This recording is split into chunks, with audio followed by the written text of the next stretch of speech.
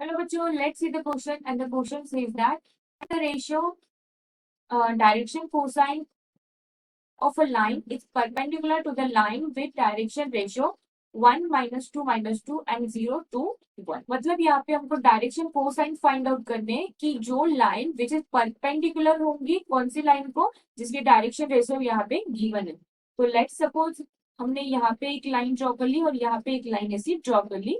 तो सपोज ये वाली जो लाइन है उसकी डायरेक्शन रेशियो होगी 1 -2 और ये वाली जो लाइन होगी उसके डायरेक्शन रेशियो होंगे 0 2 एंड 1। और हमको बताया गया है ये दोनों लाइन को कोई परपेंडिकुलर लाइन होगी, मतलब ऐसी जो लाइन होगी सपोज ये वाली ऐसी लाइन जो यहाँ पे परपेंडिकुलर का एंगल फॉर्म कर रही है, तो उसके हमको डायरेक्शन रेशियो वहां पे फाइंड आउट करने।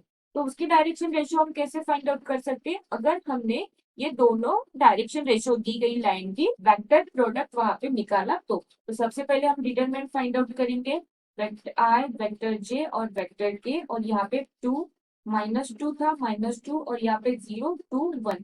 सो विच इज इक्वल टू यहाँ से हमको क्या मिलेगा, हमको पता है डिटरमिनेंट हम कैसे सॉल्व करते हैं, I into -2 -4 minus J into 1 -0 और प्लस के इंटू 2 -0।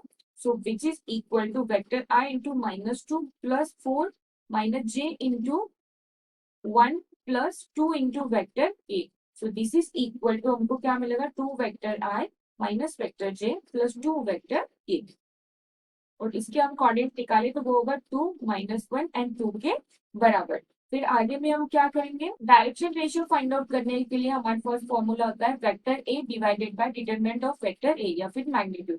तो मैग्नीट्यूड हम कैसे निकाल सकते हैं, जैसे कि ये हमारे पॉइंट्स है तो इससे मैग्नीट्यूड निकालेंगे अंडर रूट ऑफ 2 का स्क्वायर प्लस -1 का स्क्वायर प्लस यहाँ पे 2 का square which is equal to 4 + 1 + 4 which is equal to under root of 9 and this is equal to vector a equal to हमको यहाँ पे मिल गया 3 के बराबर।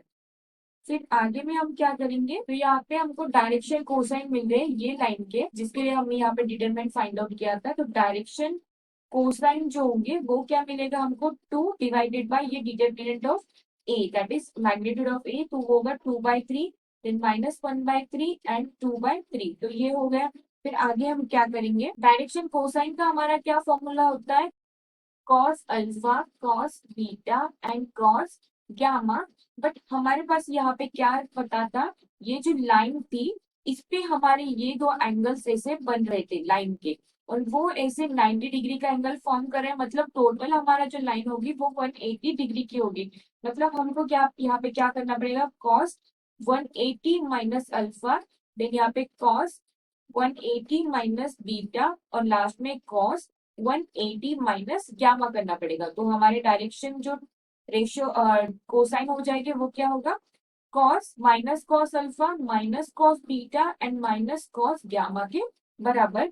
तो डायरेक्शन कोसाइन हमारे क्या होगी, यहाँ पे जो सभी में माइनस साइन आ रही है तो यहाँ पे माइनस साइन और डायरेक्शन रेशियो तो हमने यहाँ पे निकाले थे तो वो उसके हिसाब से हमारे पास क्या होगा -2/3 होगा और माइनस माइनस प्लस तो 1/3 हो जाएगा और यहाँ पे -2/3 हो जाएगा। तो ये एक बन रहा है हमारा, और अगर माइनस साइन कॉमन ले ले तो 2/3 होगा देन -1/3 होगा और 2/3 होगा। तो हमारे पास ये भी हमारा आंसर करेक्ट है और ये भी हमारा आंसर करेक्ट है।